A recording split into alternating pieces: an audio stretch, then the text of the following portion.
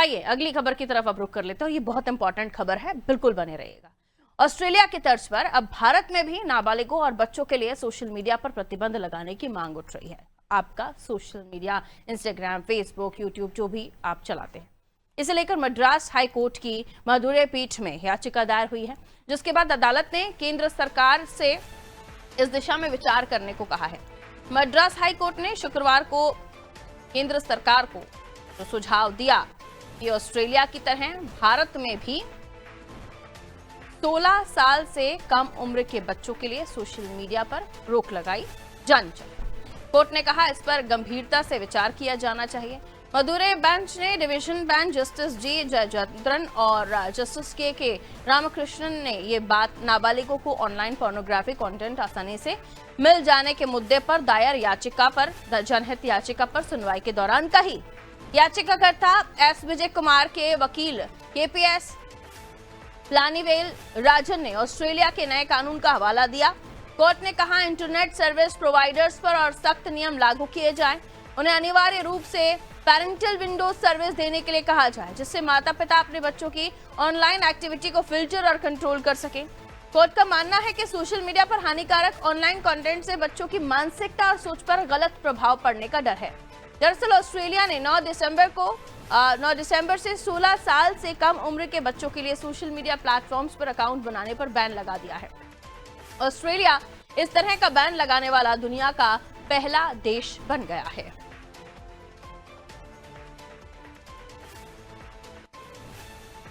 तो देखिए, ये बहुत बड़ा और अच्छा निर्णय ऑस्ट्रेलिया की तरफ से लिया गया है, क्योंकि आप जानते हैं कि इन दिनों आपके हाथ में मोबाइल है, आपके बच्चे के हाथ में मोबाइल है, आपके पास जो कंटेंट आ रहा है वो आपके बच्चे के फोन पर भी या डिवाइस पर भी वो कंटेंट आ रहा है। तो जरूरी है कि इस बात को गंभीरता से समझा जाए। मद्रास हाईकोर्ट ने एक याचिका को लेकर सुनवाई करते हुए बात कही कि सरकार को ऑनलाइन कॉन्टेंट या इंटरनेट पर जो कॉन्टेंट प्रोवाइडर्स हैं उन पर और भी सख्ती करनी चाहिए, और इस सख्ती को लेकर अब आगे देखना होगा कि जो पेरेंटल कंट्रोल विंडो की मांग की जा रही है, इस पर जो कंपनियां हैं वो कितना विचार करती है, सरकार से कितनी सख्ती से लेती है, ये देखने वाली बात होगी। आइए ऐसे और भी हम समझने की कोशिश करते हैं। मनोज वर्मा जी हमारे पॉलिटिकल एडिटर हैं, हमारे साथ जुड़े हुए हैं। इस महत्वपूर्ण विषय पर हम उनसे बात करेंगे। मनोज जी, ऑस्ट्रेलिया ने जिस तरीके से एक बड़ा आदेश जारी किया कि छोटे बच्चे, खासतौर पर 16 साल से कम उम्र के बच्चे, उनको जो सोशल मीडिया पर अकाउंट बनाना अनिवार्य नहीं होगा, बैन हो जाएगा, और इसी को लेकर अब जो कोर्ट ने सुनवाई की है, मद्रास हाईकोर्ट ने, उन्होंने भी इसी तर्ज पर अपनी बात रखी एक याचिका पर सुनवाई करते हुए। हालांकि इसको लेकर बहुत सारे हम चर्चाएं भी कर चुके हैं कि बच्चों के लिए कितना हानिकारक होता जा रहा है सोशल मीडिया, और उसके साथ साथ कई बारी समाज सेविकाओं या समाज सेवा के काम करने वाले लोगों की तरफ से भी ये बातें उठी हैं कि सोशल मीडिया कितना हानिकारक होता जा रहा है इन दिनों बच्चों के लिए। लेकिन इसको कितनी सख्ती से या कितनी ज्यादा जरूरी बात समझा जा रहा है सरकार की तरफ से, ये अपने आप में विषय है। देखिए, निश्चित तौर पर पालू को कि आज के इस दौर में आप बच्चों को मोबाइल से दूर नहीं कर सकते हैं, लेकिन जो सोशल मीडिया की आड़ में जिस तरह का कंटेंट बच्चों को परोसा जा रहा है, खासतौर से सोशल मीडिया की जो कंपनियां हैं, पेरेंटल कंपनियां हैं, उन्होंने अपना एल्गोरिदम इस तरह का सेट किया है कि वो बच्चों के मानसिक रूप से इस प्रकार से उनको विचलित, भ्रमित कर देता है कि उनको ये समझ में नहीं आता कि वो करना क्या चाहते हैं। इसकी आड़ में होता है कि जो साइबर अपराधी हैं या जो नई उम्र के लड़के हैं, वो बच्चों को अपना सॉफ्ट टारगेट बनाते हैं, उनको कई तरीके से झांसा देते हैं, अपने जाल में भांस लेते हैं।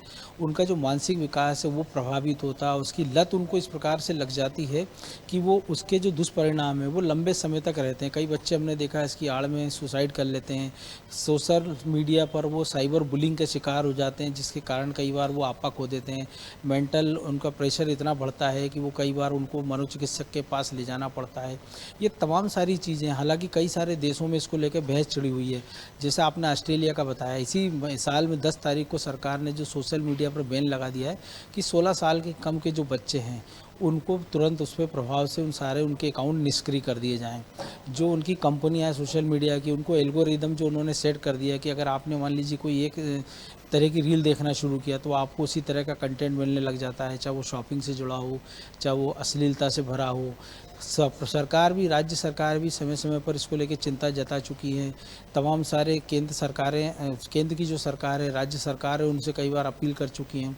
केंद्र सरकार ने भी सारी कंपनियों को एक नया तरीके से आदेश दिया और ये कहा है कि इस तरह के कंटेंट पर रोक लगाई जाए, लेकिन ये प्रभावी होता नज़र नहीं आ रहा। तो उसका एकमात्र जरिया यही है कि सोशल मीडिया की जितनी साइट्स हैं उसके लिए एक नियम बना दिया जाए कि 16 साल या 18 साल या 14 साल, जो भी सरकार को उचित लगे, एक कमेटी उसको रिव्यू करे और वो एज के बारे में डिसाइड कर दे कि इस एज से कम बच्चों को आपको वहाँ से दूर रखना है।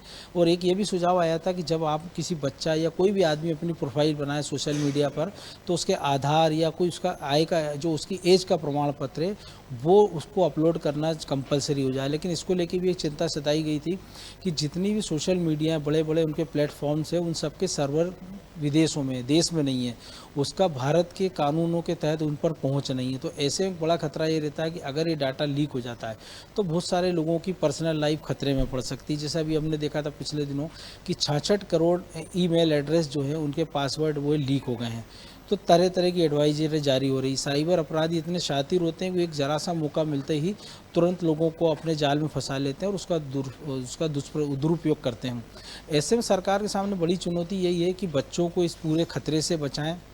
इसके साथ ही ऐसे कोई सिस्टम लाएं कि इन सारी कंपनियों पर नकेल भी कसी जा सके, क्योंकि हम देख रहे हैं कि जो बच्चों से जुड़े अपराध हैं उनमें सबसे बड़ा एक रोल आज की तारीख में सोशल मीडिया का आ रहा है। कई सारे हम जो रेप केसेस देख रहे हैं कि सोशल मीडिया पर पहले दोस्ती हुई, फिर बच्चों को बरगलाया गया, फिर उनका शोषण किया गया, उनके न्यूड फोटो मांगे जाते हैं, फिर उनके पेरेंट्स से, मान लीजिए कोई बच्चा है वो ऑनलाइन गेम की लत में अपने पैसे गंवा रहा है, कोई जान गंवा रहा है।